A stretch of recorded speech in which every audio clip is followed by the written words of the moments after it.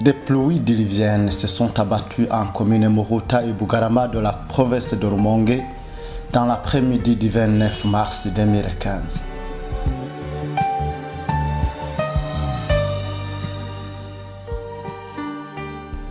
Ces pluies torrentielles ont tout détruit et emporté sur leur passage.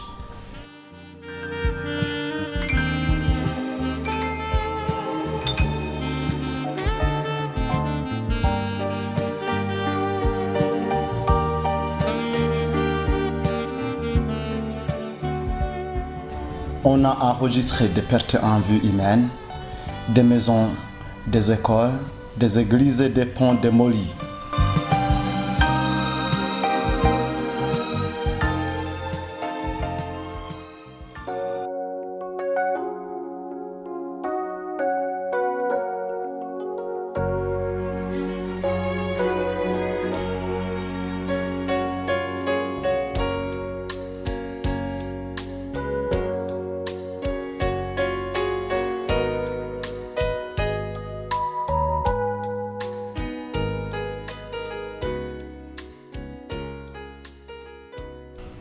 À cet effet, les étudiants de l'Université du Burundi, principalement ceux du département de géographie, accompagnés par leur professeur, Dr Jean-Marie Sabushimike, se sont déplacés vers ces endroits où a eu lieu cette catastrophe naturelle pour observer l'ampleur des dégâts causés par la quantité de masses de terre qui ont été déplacées.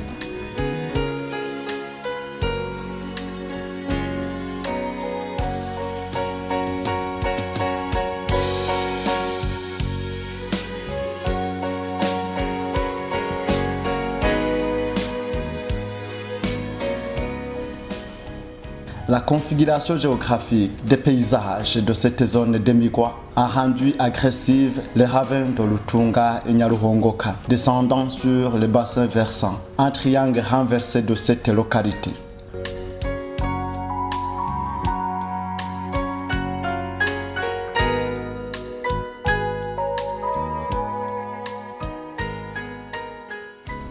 Des pluies exceptionnelles tombées sur ces versants en pente longue et raide ont provoqué des glissements de terrain qui ont entraîné un déplacement de masses de terre composées essentiellement de blocs de pierre de très grande taille par l'endroit. Ces blocs arrachés plus haut sur le bassin versant, localisés en cette région escarpée, ont été déposés brutalement jusqu'au contact du lac Tanganyika après être freinés par des habitations et des contrepentes.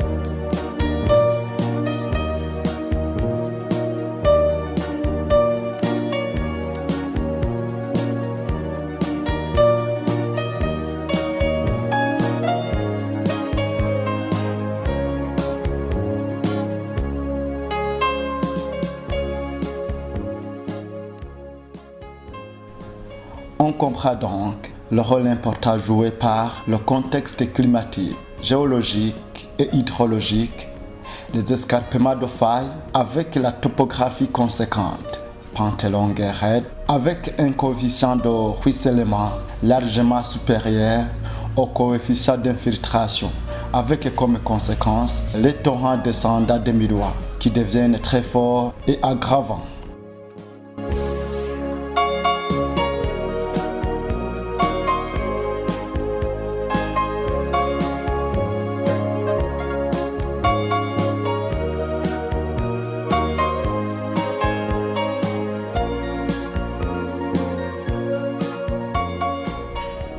Le professeur Jean-Marie Sabushimike explique brièvement à quoi est lié ce phénomène observé.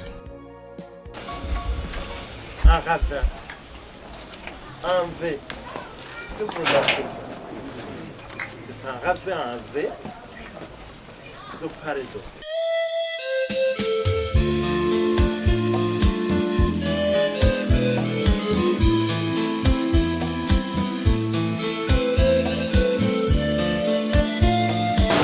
avons aux alentours de nous un paysage qui nous révèle la catastrophe qui s'est abattue dans ces endroits de Rutunga,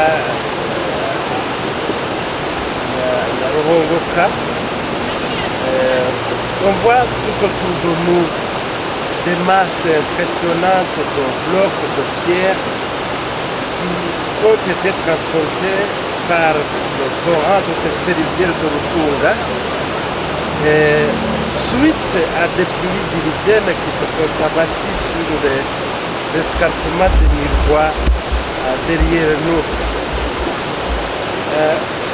Dans un premier temps, on constatait qu'il s'agissait d'une catastrophe associée à des excès géométriques qui expliquent que le Burundi est aussi concerné par des catastrophes d'ordre climatique, notamment les catastrophes, les risques climatiques associés aux diluviennes, aux pluies diluviennes.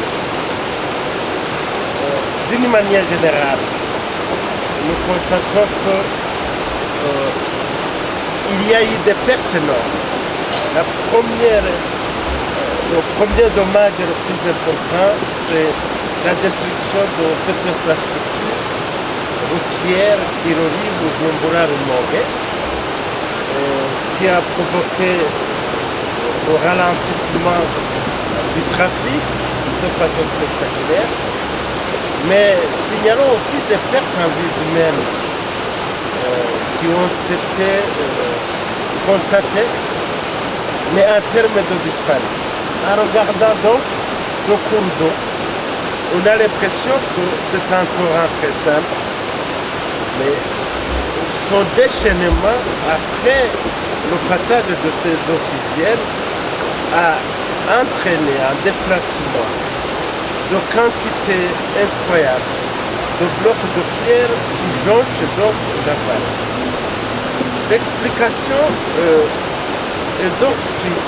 Il y a d'un côté les pluies diluviennes, mais aussi le contraste des paysages.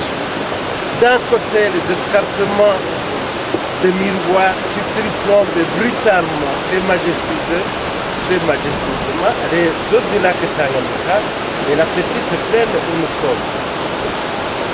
Ensuite, nous remarquons que les paysages dans ces endroits subissent une pression environnementale à la suite de fortes densités démographiques. Il y a tout ça.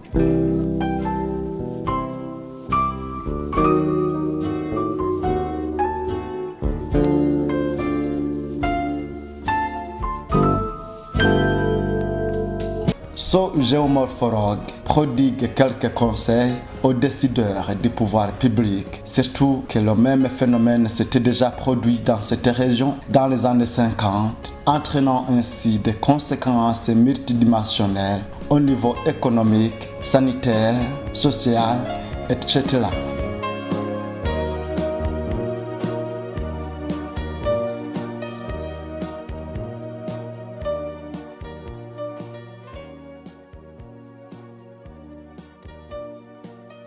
Des années 50, ces ravins ont connu le même phénomène d'érosion. Seulement, à cette époque, les enjeux exposés à ces intempéries atmosphériques étaient moindres. Il y avait l'infrastructure encore mal aménagée qui ne coûtait pas encore très cher. Et puis, l'habitation n'était pas aussi dense qu'aujourd'hui. De même que les aménagements du territoire en amont, ils étaient moindres. La couverture du sol était encore plus ou moins assurée. J'ai insisté d'abord sur l'identification des zones à très haut risque de mouvement de terrain. Ça, c'est le travail préalable. Nous avons l'habitude d'intervenir quand, justement, il y a un pont qui a été détruit, quand la population a été touchée par les inondations ou les glissements de terrain. Mais si on avait respecté les principes de ce qu'on appelle le cadre d'action de Hugo en gestion des catastrophes. C'est-à-dire que la première chose, c'est l'engagement de l'État. L'engagement de l'État pour ce qu'on appelle la résilience communautaire. Et si l'État s'engage, c'est-à-dire qu'il va s'engager pour l'identification de ces zones à très haut risque de mouvement de terrain. Et après l'identification, vous estimez les moyens à mettre en fonction des zones prioritaires. La stabilisation des versants qui risquent de provoquer des impacts, l'instabilité des versants qui risquent de provoquer des impacts très importants sur le plan économique et surtout sur au moins la vie des populations.